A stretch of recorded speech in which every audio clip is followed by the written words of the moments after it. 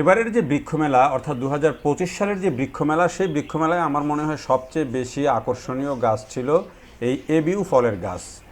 এই এবিউ ফলটি প্রথমবারের মতো জাতীয় বৃক্ষমেলায় জায়গা পেয়েছিল এবং বেশ কয়েকটা নার্সারিতে এই ফল সহ অর্থাৎ পাকা ফল সহ গাছ এসেছিল। দু একটা গাছ বিক্রি হয়ে গেছে ভালো দামে। আর এই যে গাছটা আপনাদেরকে দেখাচ্ছে, এই গাছটা বেশ বড়, 4-5 বছর বয়স এবং এখানে অনেকগুলো ফল রয়েছে এবং এই ফল সহ গাছটার দাম 1.5 লক্ষ টাকা বলা হয়েছে, যেটি দাবি করেছেন নার্সারির মালিক যে এটি 1.5 লাখ টাকা দাম উঠেছিল, কিন্তু তিনি বিক্রি করেননি।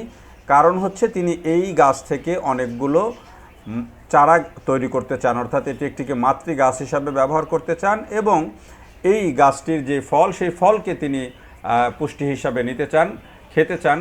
এজন্য তিনি গাছটি বিক্রি করেননি। তার মূল কথা হচ্ছে গাছটি থেকে তিনি চারা তৈরি করবেন এবং সেগুলো সারা দেশে ছড়িয়ে দেবেন।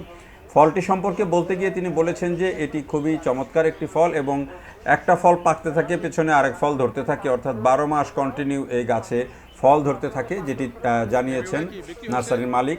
তো এই যে ফলের গাছটি, সেই গাছ ছোট চারাও জিজ্ঞেস করেছিলাম তাদের কাছে আছে কিনা, তারা বলেছেন যে ছোট চারাও আছে, যদিও অনেকেই বলছেন যে এখনও তারা চারা তৈরি করতে পারেননি।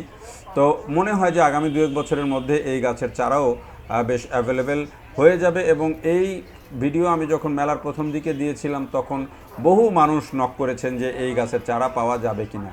তবে মনে হচ্ছে যে যেহেতু একেবারেই এটিকে মালটার মতো একটা ফল এবং এই ফলটি সুস্বাদু, যদিও আমি খেয়ে দেখিনি, কিন্তু সবাই বলেছেন, যারা খেয়েছেন তারা বলেছেন ফলটি সুস্বাদু, দেখতেও আকর্ষণীয়, ধরেও অনেক এবং 12 মাসই।